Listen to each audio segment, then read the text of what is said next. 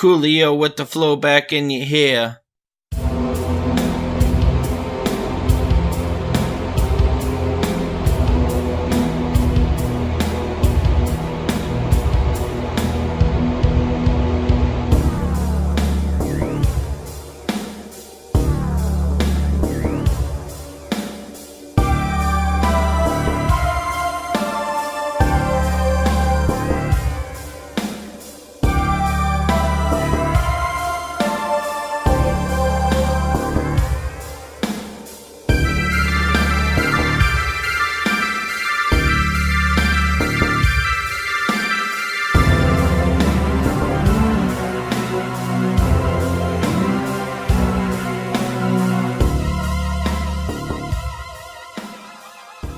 What's up, everybody? Or as all the YouTubers out there, have you guys ever noticed that every YouTuber or anybody in the world that has a YouTube channel, they're always like, "Hey guys." Should we start doing that too? It's like every 14-year-old Japanime fucking little girl that has a YouTube. "Hey guys."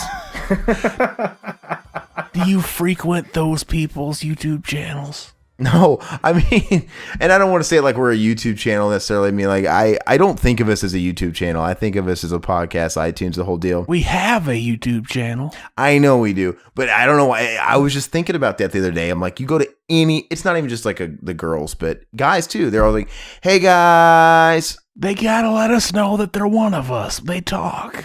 The girls, they just throw up their peace sign. "Hey guys." Hey, what's up? Anyway. I don't watch that shit anymore, dude. And then they end it by going, bye. Oh, yeah. Bye. They do. Bye. So we'll do that. So, yeah, I don't know. I don't know why I thought about that, but what's up, everybody? We're going to do a classic shoot the shit episode. Maybe that kind of explains why that was an unconventional opening, but we just got done doing a commentary and we thought we would shoot the breeze. We thought, let's run another one. I don't know how helpful me and Riverman are going to be because I think we're both pretty buzzed right now. It's all right. No, that'll help plenty. So we wanted to talk about the movie Brawl on Cell Block 99 for a while, the Vince Vaughn joint, and I think we've all seen it at this point. I think I was the last of the Mohicans. I think I called it Rumble in Cell Block 99. I keep wanting to call it Rumble because of Rumble in the Bronx. Yeah. So we finally all saw it. I mean, it's obviously a throwback to exploitation and things like that. I think Riverman saw it first, and he just spoke high praises of it. I think, Josh, when you talked about it, you had some critiques about it. I don't know what I think, Zach, you said it was a movie that even Vince Vaughn couldn't make you not like because you hate Vince Vaughn. He couldn't fuck it up. It's 2 hours, Vince Vaughn, and he didn't fuck it up. He did a good job. So I think maybe the hype train was a little big for it. It was good, but I really, really liked it. I think the hype for it was... I didn't let anybody hype it up for me. I didn't either, man. There was hype?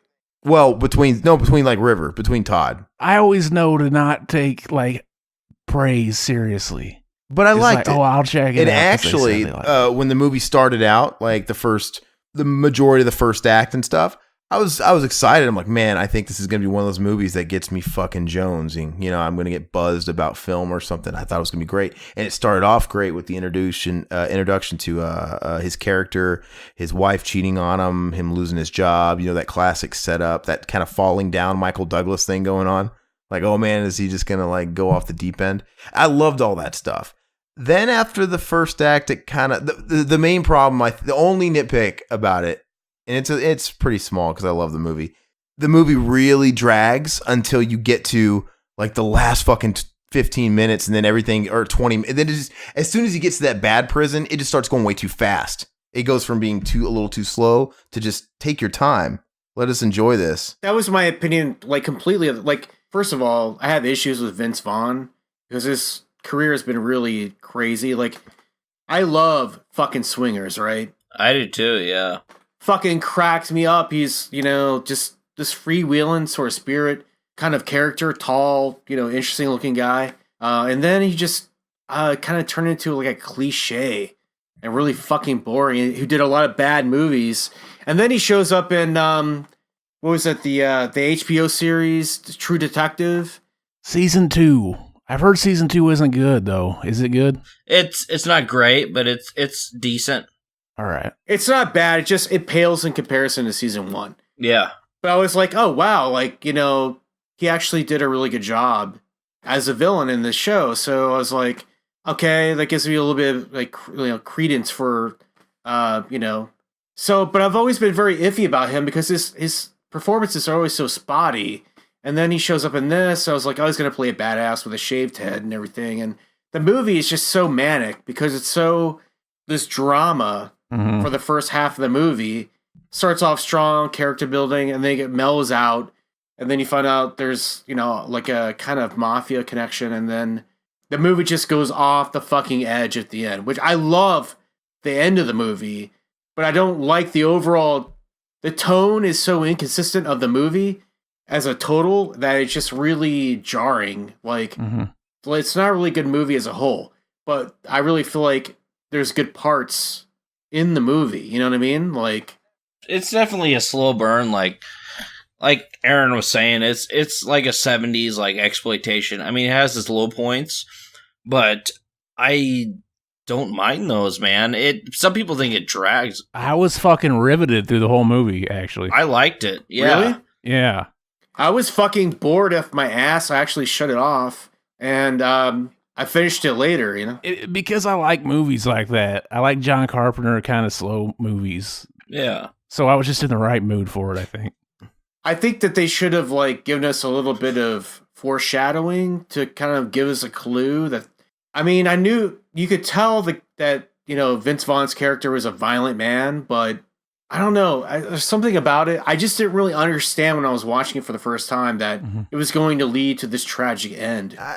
I disagree. I think the fact that it took a sharp left turn at the end would made the end more potent. I can see that, but yeah, I like not knowing exactly what's going to happen. My only thing is that I'm not saying it's necessarily good or bad. It just caught me off guard because you see a movie called Brawl in Cell Block 99. You think outside of maybe the first act, the bulk of this movie is going to take place in prison. We're going to see him interacting with prisoners, and there's actually it's going to be a character study. It's going to be it's a prison movie, man. I love those movies. When in fact, we never really see him in general population. There's like one courtyard scene or the yard, one scene in the yard. And then other than that, you never see him interact with anybody else. He goes straight. It all expedites so fast. So it takes its time.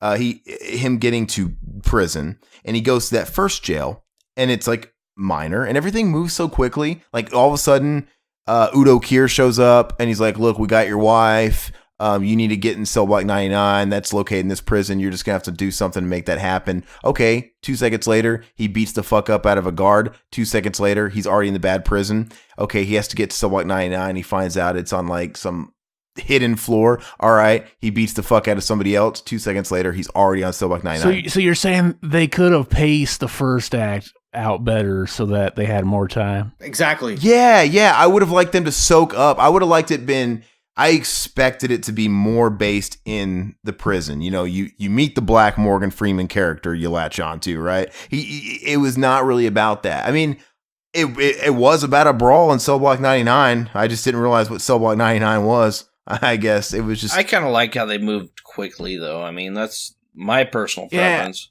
I didn't go into it expecting much of anything, so No. all the home stuff was fine with me. This movie makes me think about Henry, Portrait of a Serial Killer, right? Character study, yeah. It's a character study, and it goes completely apeshit at the end. And it's an amazing movie because you really feel you really immerse yourself into the world through the whole movie, the way it feels, because it's so well directed. Mm-hmm. This movie needed to be more like that, where it to me, it feels really split down the middle, where I just feel like it's more of a drama where this troubled ex-convict and his girlfriend. Jennifer Carpenter, by the way, from Dexter. Right? Yeah. Girlfriend. Yeah. I mean, she was well cast in a role, I think. But it wasn't really a good transition because it gets so crazy at the end, which I love that. I love that it does that, but it doesn't really, it just makes you feel like you're watching two movies because the first part of the movie is just so boring to me and kind of cliche, I hear that, but I never thought it was boring. I didn't think it was boring either necessarily. No, I thought it set everything up. Yeah. Yeah, and I don't think it, They definitely could have trimmed some out of the first act, and it probably would have moved more like the rest of the movie. yeah, it had a really weird plot structure because I don't even think it necessarily was following a 1, 2, 3 act because it was weird. It's like you had that whole introducing the character, then you had the whole segment where he's getting into trouble and he gets arrested, then he goes to jail. It's like, okay, here's the start of our meat of our plot. No, he goes to another jail after that. It's unconventional. It really is, but I didn't think it was boring. I was interested, and I didn't think it felt like two separate movies. I didn't feel that at all. Udo Kier was great as that villain guy. Yeah, it was interesting. I just think everything once it gets into the prison system to me is fantastic. Right. I just felt like it was a very polarizing movie in terms of its tone. I think I'm glad that the ending was as good as it was because it was very redeeming because I enjoyed the whole movie, but there was a lot of cock teases because, like I said, it's like, oh, he's getting arrested. All right, it's going to get going. It's going to get good. Oh, wait, we don't see. Okay, he's going to go to this little prison. Oh, he's got to go to another prison. Okay, Yeah, it's going to get good because now it was like, no, wait, he goes to this bad prison now, and we're meeting Don Johnson, and he's a great character, and you don't see him again till the end of the movie. Like, oh, okay, another cock tease because you think, okay, when he goes to the bad prison and he's introduced to Don Johnson, and there's that scene before he's gaining entrance, you think, okay, Don Johnson's going to be like this crooked warden that we always get, this bad antagonist, right? And there's going to be this dynamic. You don't fucking see him again till the end of the movie. So it's these little cock teases. There's something very like Dante's Inferno about it, kind of, like. Yeah, I see that. They show him his rival, which is kind of cool. I mean, it's, some parts are not believable at all, but yeah, the whole revenge at the end was way too, like, it was too perfect because I was halfway expecting like the revenge to just fall on its face and he just dies and his wife died. Like, I was expecting something like that, but everybody who deserved it got it. It was, you got to suspend belief. I mean, a lot of the things, yeah. It was satisfying. Well, and I think I was talking to Todd about this the day after I watched it, but not, like I said, you got to sort of leave your mind at the door a little bit and just enjoy it for the violence and all that stuff. But one thing I couldn't get out of my mind when I was watching that movie is when he went up to Cell Block 99 and that fucking drug cartel guy was up there. I'm like, wait a second. They showed us Vince Vaughn very clearly how fast he got through the system because he pled guilty. He got arrested. He pled guilty thinking he was going to get like 3 years. They gave him like 7 or 8. He went right to the first, minimal security prison. And then whatever, he did his shit. He got sent. His shit was going by so fast. You're trying to tell me that big drug cartel, he already went through the legal system because he didn't plead guilty. Why was he already in Cell Block 99? He would still be in trial. He'd be waiting to go to trial, I got the impression that the drug cartel were basically friends with the warden and they could just come and go. Is that not the case? I don't think so. I think that they were getting pampered. I think they were in prison and they were getting pampered because, yeah, they were on the payroll, obviously. But I don't think, no, they were pampered. It's like all the prison movies, man. You watch fucking Sudden Death and there's the guy that's pampered. He's got the fancy cell. He's got the lady boy prostitute. He's whatever. That's all it is. It just didn't make sense. I get why Vince Vaughn was there so fast because he pled guilty. There was a twist too, right? Because they said that he had to go there and kill some guy, but there was no guy. They really just wanted him to end up there. Yeah, there's a totally separate guy. Yeah, to pay back your debt for fucking over our cartel boss, you need to take out one of his enemies or take out somebody. He's in Cell Block 99. So I assume they wanted him in Cell Block 9 because they knew the warden there and they could get those two assholes in there easily and fuck with them. Pretty much, that's what I took from. I mean, it was obviously all coordinated, but I didn't see that at all. I don't get that at all. Where I might have just imagined. I don't think that's the case. I think they were in prison, and it makes no sense because that guy, that cartel. That guy would be waiting to go to trial. It would be a long, drawn-out thing. He would not even fucking be on the radar of the prison system yet. So that didn't make sense. That was very self-serving to the script to me. But like I said, it didn't affect my enjoyment for it. It was very self-serving to the script because I would have never predicted that. I thought I was obviously waiting for the twist. I never for once, I always knew that guy wasn't going to be there, that he was supposedly going there to kill, right? I knew that wasn't the case. Like 100%. I figured they were really going to let him go and shit. So I didn't see that twist. Well, I'm saying, like, I knew there was going to be a twist. I knew that it was going to be a red herring. There was no guy. He was being set up somehow, but I did not see that it was going to be the fucking cartel guy themselves, because it didn't make any sense logically. So, like, in that sense, it's self-serving, because no wonder I wasn't going to put that together, because it doesn't fucking make sense. But I don't know. Like, do you guys understand what I'm trying to say? Yeah, absolutely. Yeah, I do. It didn't affect my enjoyment of the movie, but it is a little cheap. It's like their twist was able to throw me because they went against logic, you know? It's like, all right. Yeah, but you gotta put your brain in the back burner. I understand what you're saying. That the kind of thing didn't bother me at all. I mean, because it's a movie, it's a ride, you know? Yeah, that didn't bother me. I did think for a second, like, oh, they're giving him a little bit of time to get to Cell Block 99.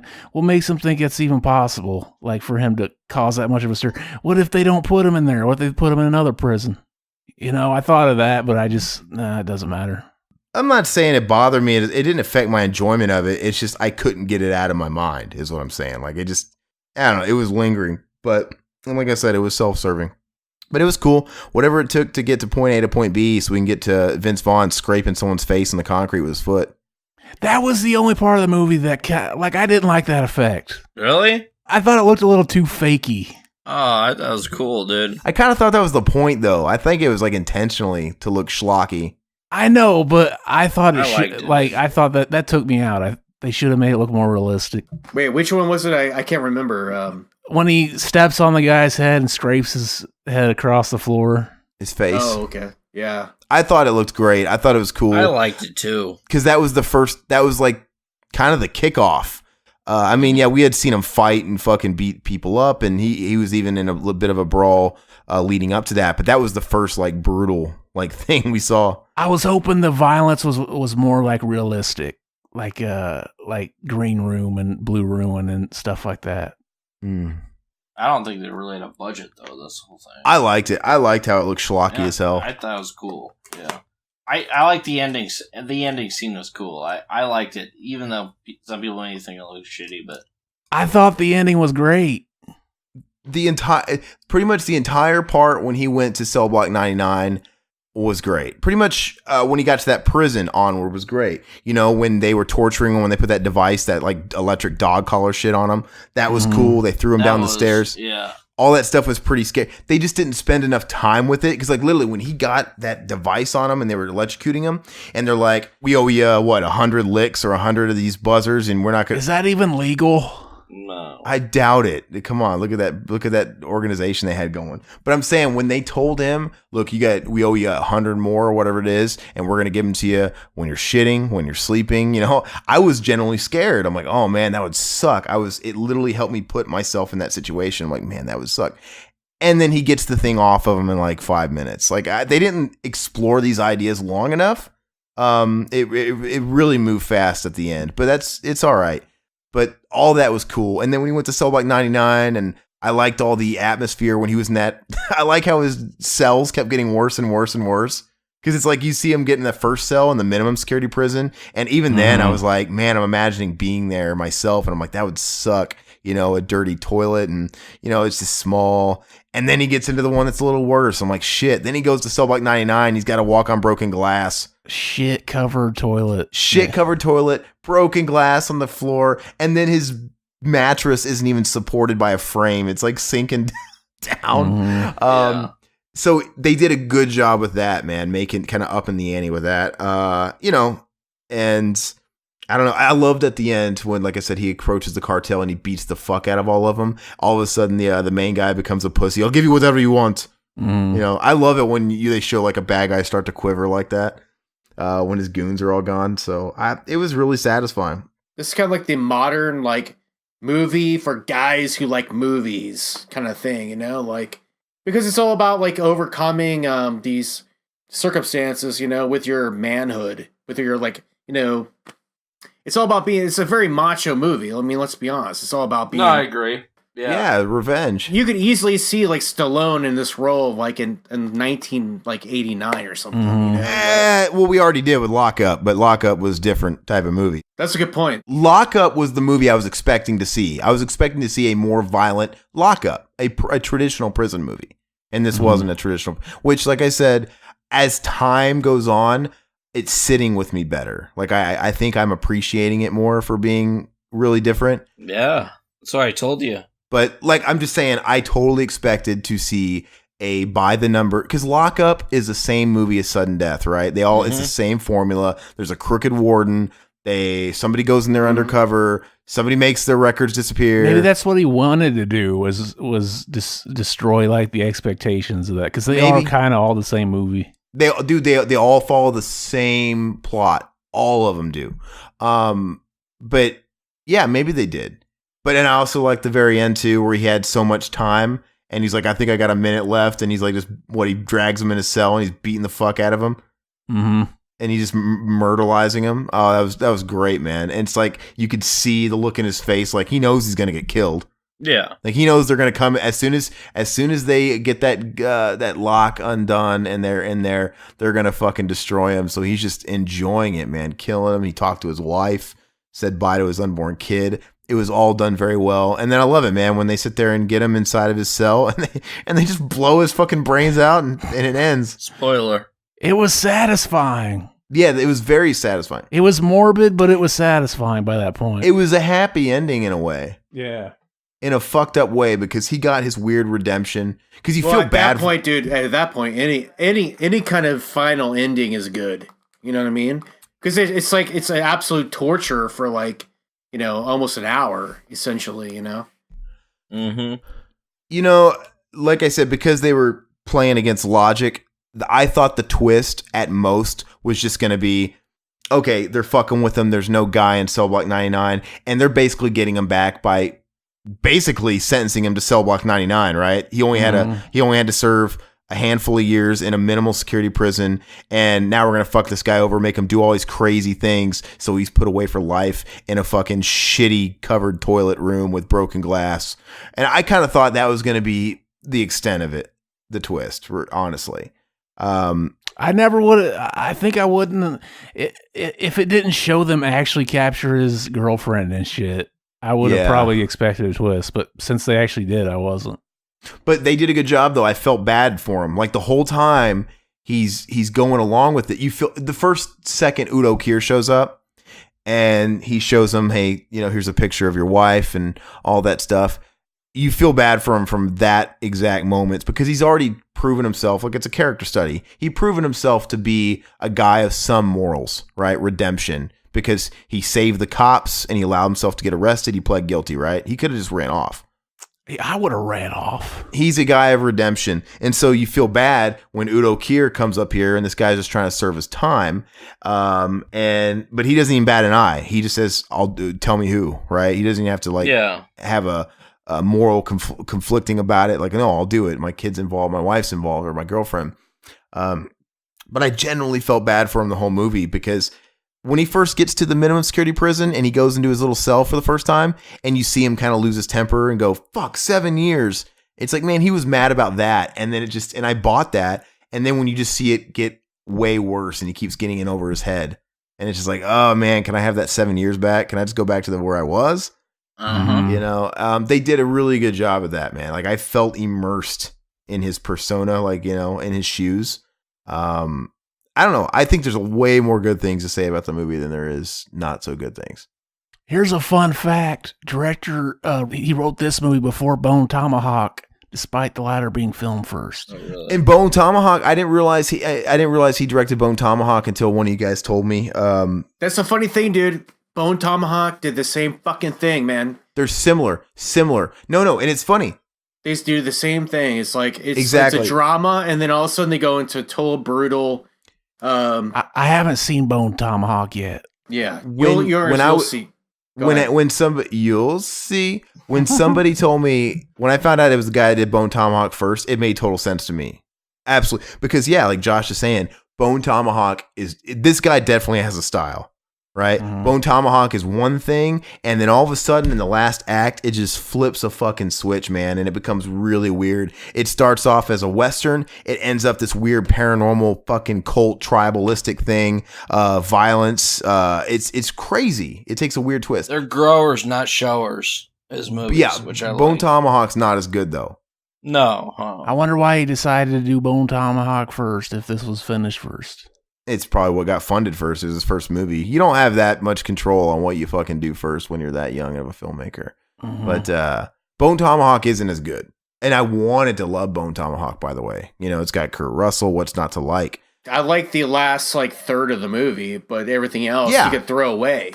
It's a 30-minute movie. It's a trip. Like the ending. Yeah. I mean, it's definitely worth a watch to get to the ending. But Bone Tomahawk is not as good. To me, Bone Tomahawk was boring. I fell asleep during Bone Tomahawk. And I woke up right before the third act kicked in. And I was like, what the fuck happened to this movie? But yeah. Absolutely. This movie was better than Bone Tomahawk. Tenfold. But he clearly has a style. But I got to say, it gets me really stoked for his next movie with Mel Gibson and Vince Vaughn about the two crooked cops, beat cops. Oh, yeah. Do they hate Jews too? I don't know, man, but it's going to be good. I'm excited for it, man. I mean, I don't know when that comes out, but I'm behind it. So I like my Mel Gibson gritty. I like my Mel Gibson brutal. Oh, absolutely. You like that movie, What Women Want? Yeah. No. That kind of grit. I'm a bitch. I'm a lover. They're all gaggling over him, and he thrusts his crotch out so they can see him better, and they all, he can read their thoughts, so they're all giggling over his fucking crotch and shit. It's the most obscene, retarded shit ever, dude. I even remember that came out. I was like, this is a new low for Hollywood. Oh, I thought we were still talking about this. I thought we were talking about Cell Block 9. No, What Women Want. No, yeah.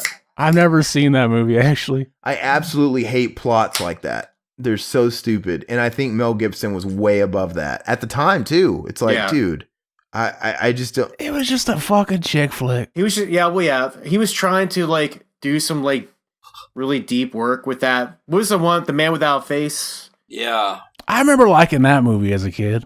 That was earlier. That was a few years earlier into the 90s. But dude, okay, What Women Want. 2 years before that, man. he won Best Fucking Director for Braveheart. He had established himself as this epic storyteller, and he makes What Women Want. That's a great movie. It just didn't fit, and it's not a good movie. It's not a good look for Mel Gibson at all. No, it's a movie I like to forget about. His fucking daughter in that was Chrissy from Growing Pains. Yeah, it was a chick flick. I mean, it's the same chick that she does movies just like that. She also did what did she also do As Good as It Gets with Jack Nicholson? Yeah. It's the same chick. The same chick. I know what you're talking about. The chick from Mad About You, right? No. The person that makes the movies.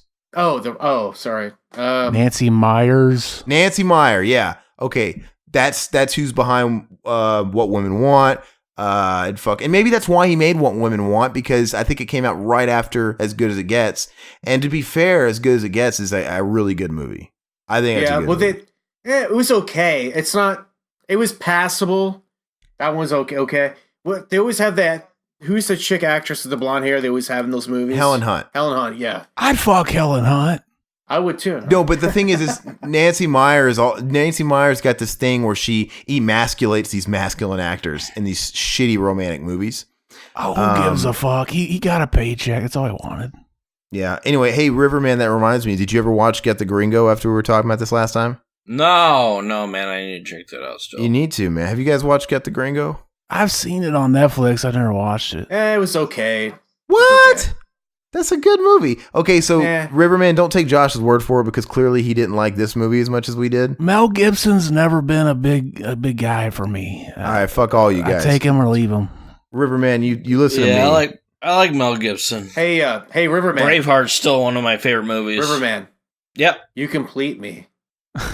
You complete me. Oh, I thought he was going to say, "What's up, Dad?" I know. Yes. I do like Tom Cruise did. Listen to me. So me and Riverman, we're kind of in syncopado here. So like usually I don't usually steer you wrong. When I think you'll like something, you usually do, right?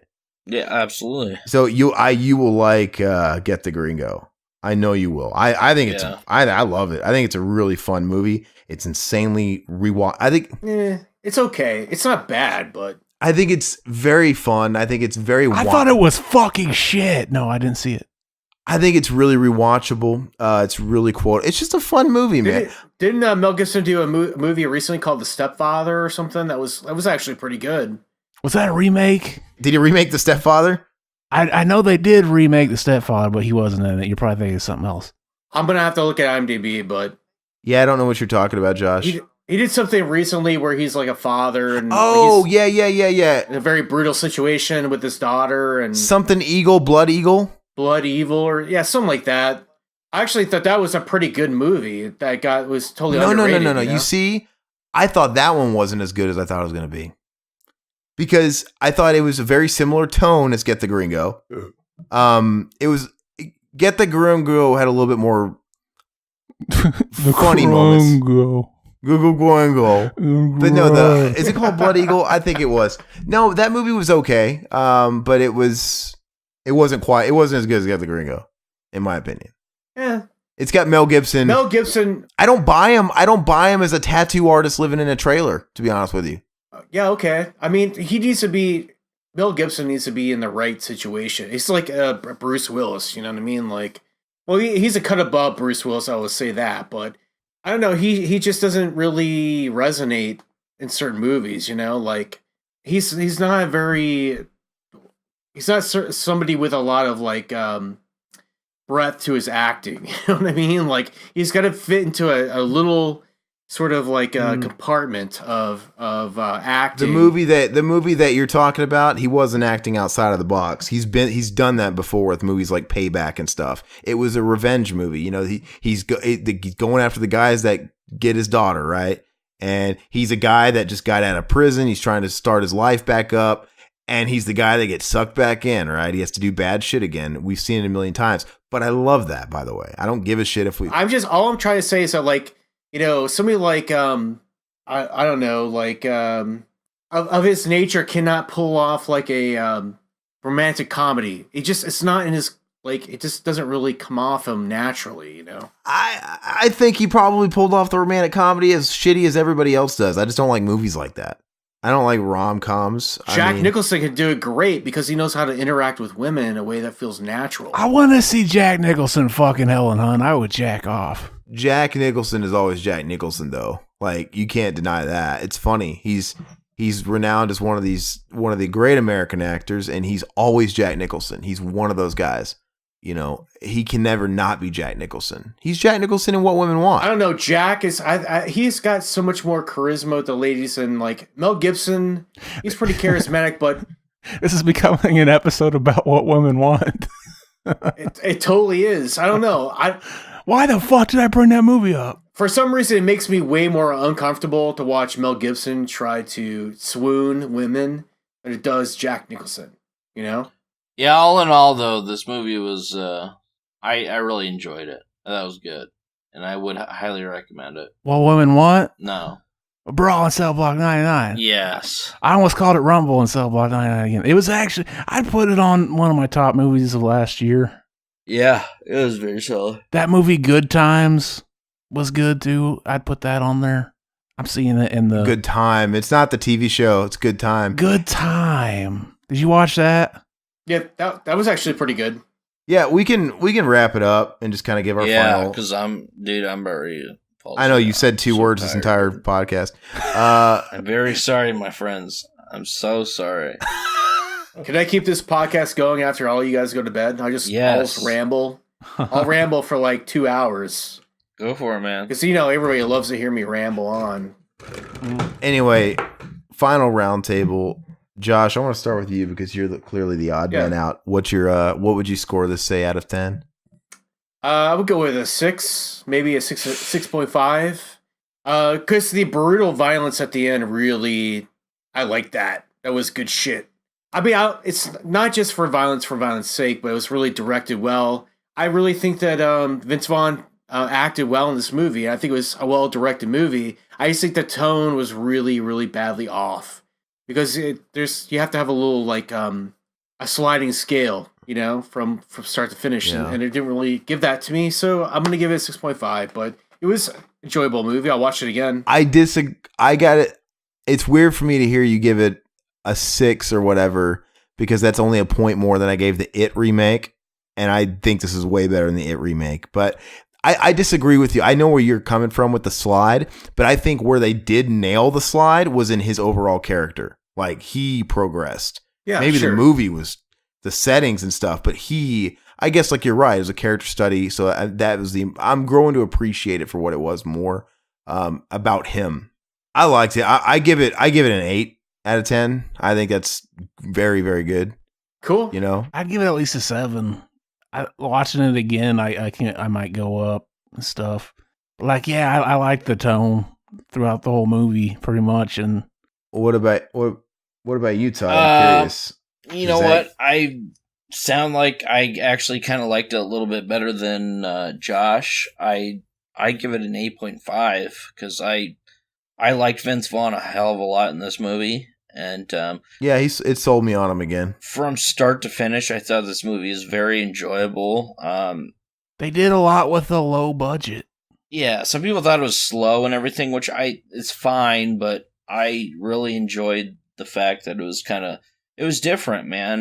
Vince Vaughn played a character that I really kind of related to, kind of dug that he was more like sympathetic when it came to different issues and stuff. I thought it was kind of cool. It was different. It was just a different take than you normally see from these Hollywood movies.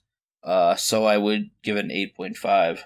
And I agree. And like I said, over time, I like it and appreciate it more because it's like, okay, it is about the character, you know, because that arc was there. I'd be right up there with you in 8.5. But I have to knock off 0.5 because it was a total waste of Don Johnson. Like, man, I wanted a little more Don Johnson. It was a total waste of a cool character that could have been. The thing is, though, they write the movie and then they get an actor that pulls it off really well. And then they're not going to rewrite the movie around the actor they just got. It's fine. I'll say it's a total waste of a good character. I think it was. Like, I love that scene when he met, like, you thought, okay, you see this guy, he met his match, right? This guy's not going to fuck around. And then you get that scene and you get the very end when then all of a sudden Don Johnson's letting him have his phone call. It's like, man, what a pussy. The Don Johnson I saw in the first scene would be going right through that door right now.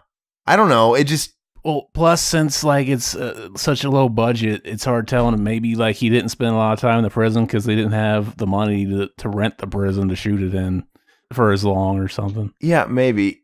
Okay, regardless though, Don Johnson wasn't there. I don't give a shit about the prison. I mean, Don Johnson, it was a waste. You're lucky he was there at all, bitch. I'm ungrateful. It's a good thing and a bad thing. I thought his character had a lot of promise, and I enjoyed it when he was on screen. Maybe we get a sequel with him. Personally, I think they should just cut out the fucking minimal security prison altogether, and he should have went straight to that prison, and we could have built on that a little bit more and had more Don Johnson. You know, I think they could have made that work a little bit. But then he wouldn't fuck up his life so much in the process. I know, it's tough. But anyway, so pretty decent scores. I think you're being a little harsh on it, Josh, but that's all right. You like the It movie better, which blows me away. I don't understand that at all. It was purely based off my experience in the theater, which was hilarious, and me and my girlfriend at the time had a good time. And if I go to a movie and I pay $13 fucking dollars to see a movie and then laugh my ass off and have a good time, I'm gonna give it a good score because I was entertained. You know, I'm curious if you watch it at home, like watch it again, if how you like it, or you might not want to ruin it, but like, do you get the same? I'd be curious if you got the same joy out of it. Not in a theater, in a second watch. Well, I won't after you've ruined it for me, because you're such a fucking wet towel and everything. God damn. Wet blanket. Wet blanket. I used to say wet towel all the time too, and people used to be like, "It's fucking wet blanket, man." I'm like, "Well, would you like a wet towel?" No, that sucks too. It's applicable. Wet towels are cool. You put them on your face. They give them to you at the airport, on the airplane. I've never been on one though. I was about to say. Anyway, this has gone on long enough. It was we just wanted to chit chat about it. I think it's a good movie just on the basis that it makes you want to talk about it. You know, I think it's a good movie. Don't get me wrong, I like it, but it just doesn't function as a whole very well. So I have to bring it down to a 6.5. So everybody at home, let us know what you thought about it. If you haven't seen it, I think it's streaming on Prime. Amazon Prime, baby. And if you don't want to spend $99 for a whole year, you can get it for a month for like $12 now, I think. All right, you Amazon shill. I'm just kidding. Yeah, it's I don't even have it anymore. But you end up paying more. I mean, it's one of those things. Mm-hmm. I heard the price is going up again, like this year, to like $119, which is fucked up. Fuck Amazon. Okay, you get a lot for the money. Anyway, watch it there and let us know. Chime in comments. Let us know what you guys think about it. I'd be curious to know. I'd like to build a dialogue around this movie. It's rejuvenated. I'm interested in Vince Vaughn now, like I've never been. So that's a good thing. And I'm interested in this director, even though I think he's flawed. It makes up for that shitty fucking Psycho shot-for-shot remake Vince Vaughn was in. Never bothered watching it, man. Never even bothered watching it. But anyway, that's all we got. Like I said, share the video, like the channel, all that shit. Follow us on iTunes, leave feedback, 5-star ratings, all that good stuff.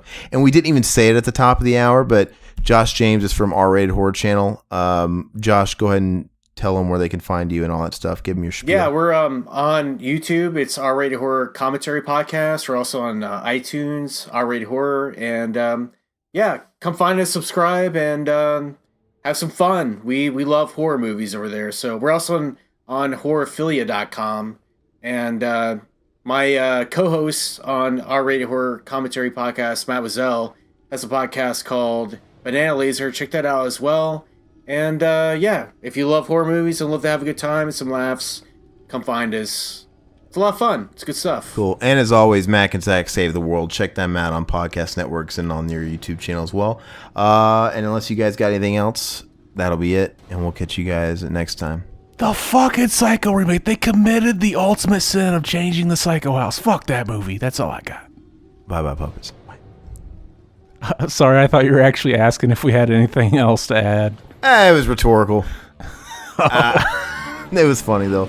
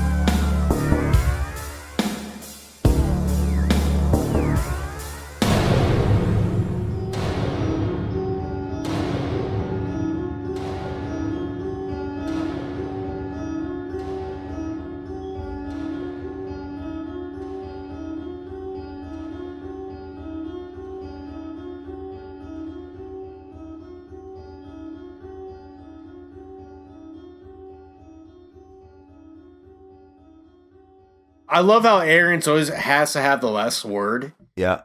I have the first word, too. It's hilarious. One time I tried to start the podcast out and he's like, don't do that.